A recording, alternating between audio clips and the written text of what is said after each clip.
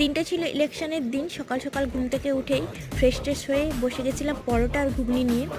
পেটাই পরোটা আর ঘুগনি হচ্ছে আমার ফেভারিট, বাড়ি গেলে এটা আমাকে খেতেই হয়। তারপরে রেডি হয়ে চলে গেছিলাম ভোট দিতে। ফোন তো বাড়িতেই রেখে দিয়ে গেছিলাম, অনেকটাই দেরি হয়ে গেছিলো ভোট দিয়ে ফিরে আসতে। ভীষণ খিদে পেয়ে গেছিলো, এসেই বসে গেছিলাম লাঞ্চ করতে। তো মা আর বোন মিলে বানিয়েছিল চিকেন বিরিয়ানি, দারুণ টেস্টি হয়েছিল।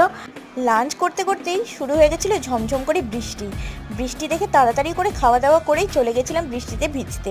ভীষণ ভালো লাগে আমার বৃষ্টিতে ভিজতে, অনেক দিন পরে বৃষ্টিতে ভিজেছিলাম, দারুণ মজা হচ্ছিল। তারপরে সন্ধেবেলাতে চলে গিয়েছিলাম ও বাড়িতে গিয়ে দেখলাম মা বাবা এগরোলের আয়োজন করেছে। তারপরে সবাই মিলে এগরোল বানিয়ে এগরোলগুলোকে এনজয় করলাম। সন্ধেবেলায় টিফিন জাস্ট জমে গেল।